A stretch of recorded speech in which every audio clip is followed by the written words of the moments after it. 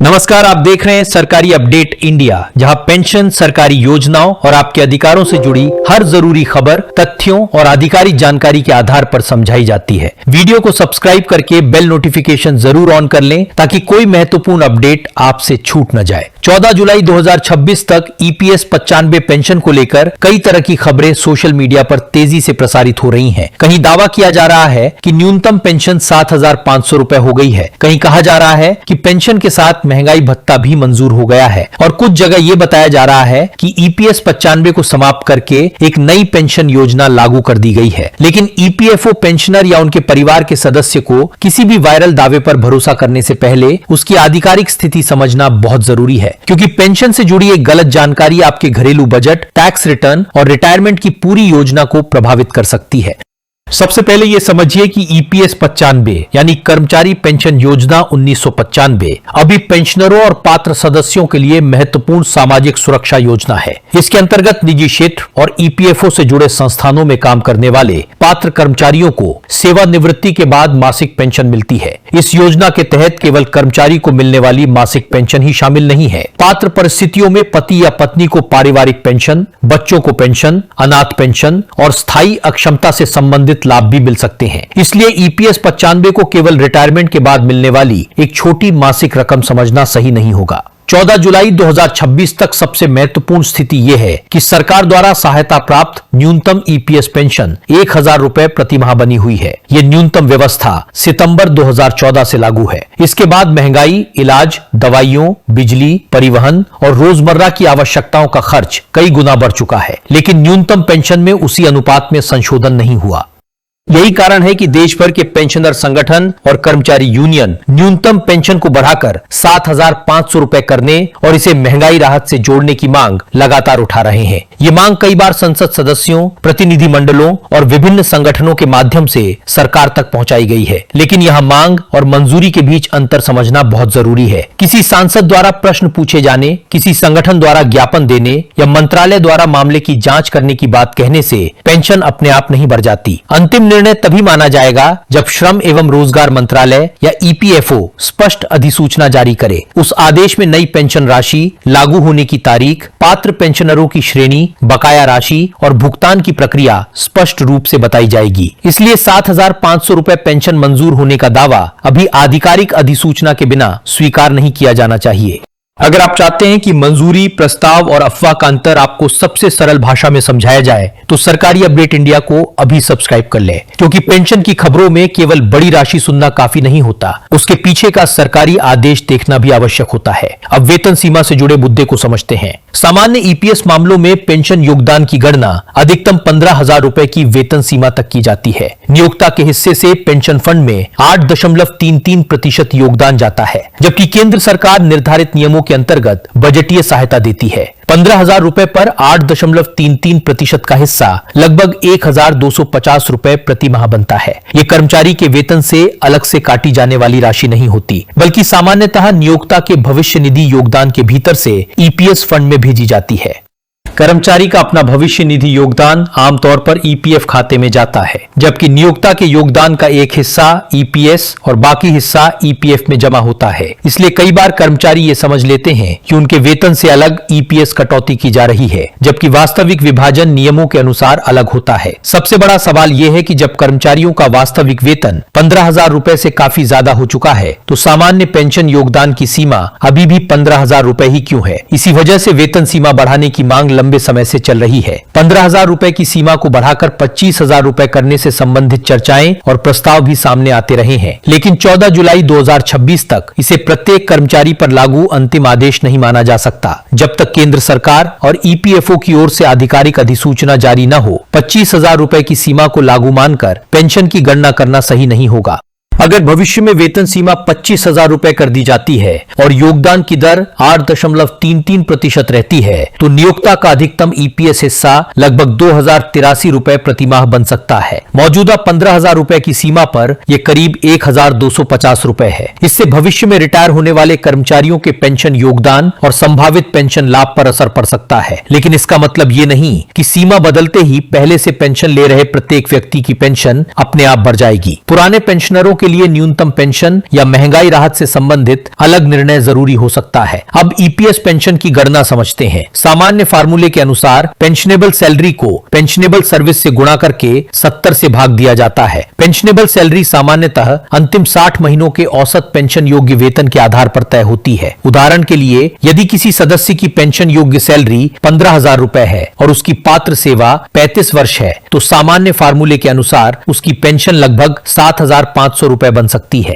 लेकिन इस उदाहरण को सभी पेंशनरों के लिए 7,500 रुपए की न्यूनतम पेंशन मंजूर होने का आदेश नहीं समझना चाहिए। ये केवल 35 वर्ष की सेवा और 15,000 रुपए की पेंशन योग्य सैलरी पर आधारित गणना का उदाहरण है। प्रत्येक सदस्य की सेवा अवधि और रिकॉर्ड अलग होता है। मासिक ईपीएस पेंशन के लिए सामान्य रूप से कम 10 वर्ष की पात्र सेवा और 58 वर्ष की आयु महत्वपूर्ण होती है। कोई सदस्य 50 वर्ष की आयु पूरी करने के बाद कुछ शर्तों के साथ प्रारंभिक पेंशन ले सकता है, लेकिन 58 वर्ष से पहले पेंशन शुरू करने पर राशि में निर्धारित कटौती हो सकती है। अगर किसी सदस्य ने 10 वर्ष की पात्र सेवा पूरी नहीं की है और वह नौकरी छोड़ देता है, तो नियमों के अनुसार उसे निकासी लाभ या स्कीम सर्टिफिकेट मिल सकता है। स्कीम सर्टिफिकेट बहुत महत्वपूर्ण दस्तावेज है, क्योंकि इसकी सहायता से पुरानी पेंशन सेवा को भविष्य की नौकरी के साथ जोड़ा जा सकता है। कई लोग नौकरी बदलते समय भविष्य निधि की रकम पर तो ध्यान देते हैं, लेकिन ईपीएस सेवा रिकॉर्ड को भूल जाते हैं। बाद में रिटायरमेंट के समय पता चलता है कि किसी पुरानी कंपनी की सेवा रिकॉर्ड में शामिल नहीं हुई। इसलिए अपने यूएएन पोर्टल पर सभी संस्थानों की सदस्य आईडी, नौकरी शुरू होने की तारीख और नौकरी छोड़ने की तारीख जरूर जांचें। अगर आपकी पेंशन उम्मीद से कम है, तो सबसे पहले अपने पेंशन पेमेंट ऑर्डर यानी पीपीओ की जानकारी देखें। पीपीओ में नाम, जन्म तिथि, सेवा अवधि, बैंक खाता, पेंशन शुरू होने की तारीख और पारिवारिक विवरण की जांच करना जरूरी है। इसके बाद अपने यूएएन से जुड़ा सेवा इतिहास जांचें। कई बार किसी पुरानी कंपनी का योगदान सही प्रकार से ट्रांसफर नहीं हुआ होता, कहीं बाहर निकलने की तारीख दर्ज नहीं होती और कहीं नाम या जन्म तिथि में अंतर होता है। ऐसी गलतियों के कारण पेंशन की गणना प्रभावित हो सकती है।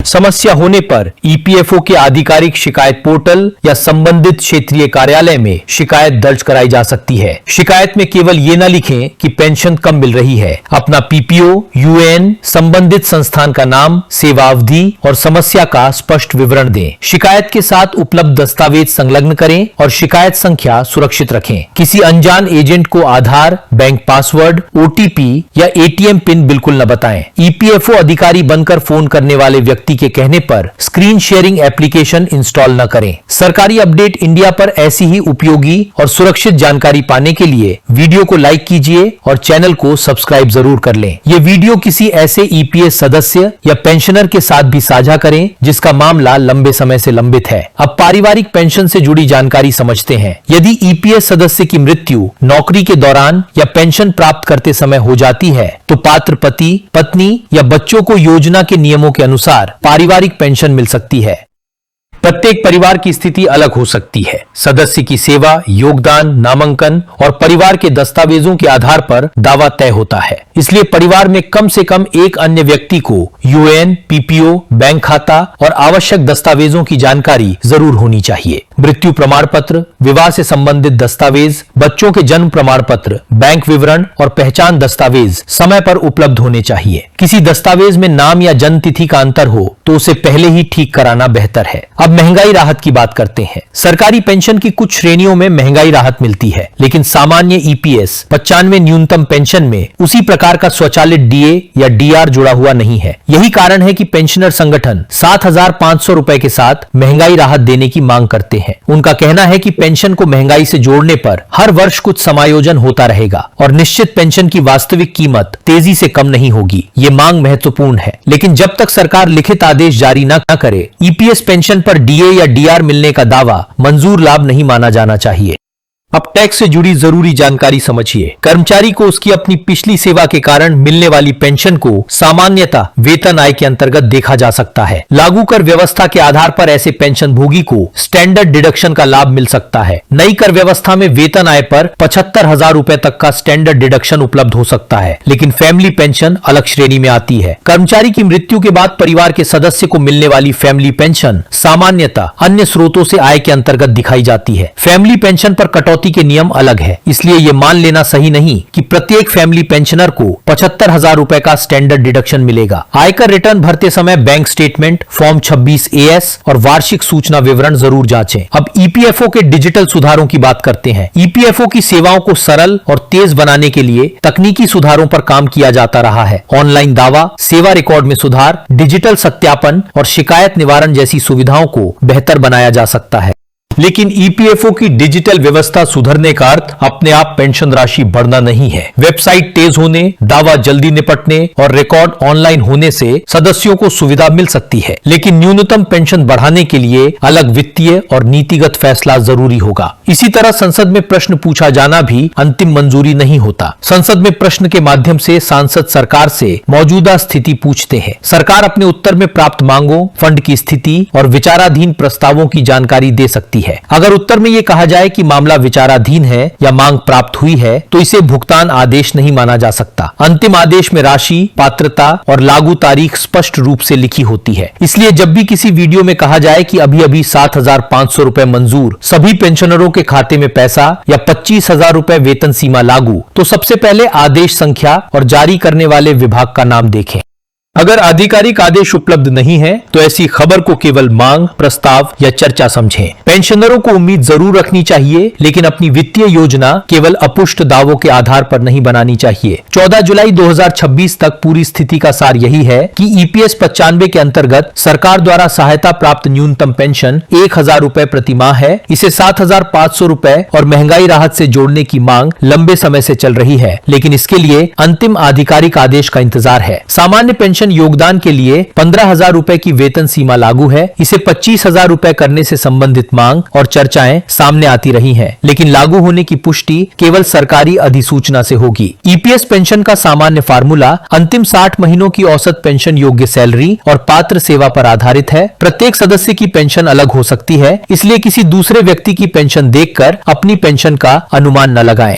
अपने पीपीओ, यूएन, बैंक खाते और सेवा रिकॉर्ड को अपडेट रखें। जीवन प्रमाण पत्र समय पर जमा करें और परिवार के सदस्यों को जरूरी दस्तावेजों की जानकारी दें। किसी नकली कॉल, लिंक या एजेंट को ओटीपी और बैंक विवरण न दें। ये जानकारी उपयोगी लगी हो तो सरकारी अपडेट इंडिया को सब्सक्राइब कीजिए, बेल नोटिफिकेशन ऑन कीजिए और वीडियो को उन पेंशनरों तथा कर्मचारियों के साथ जरूर साझा कीजिए जिन्हें सही और आधिकारिक जानकारी की जरूरत है। पेंशन केवल हर महीने मिलने वाली रकम नहीं है, ये कर्मचारी की वर्षों की मेहनत, उसके परिवार की सुरक्षा और बुजुर्ग अवस्था की आर्थिक गरिमा से जुड़ा विषय है। इसलिए हर अपडेट को तथ्यों और आधिकारिक दस्तावेजों के आधार पर ही समझना चाहिए। वीडियो को अंत तक देखने के लिए आपका बहुत बहुत धन्यवाद। अपने घर के बुजुर्गों और पेंशनरों का ध्यान रखिए, सही जानकारी साझा करते रहिए और आगे आने वाले महत्वपूर्ण ईपीएफओ तथा ईपीएस 95 अपडेट के लिए सरकारी अपडेट इंडिया के साथ जुड़े रहिए। धन्यवाद।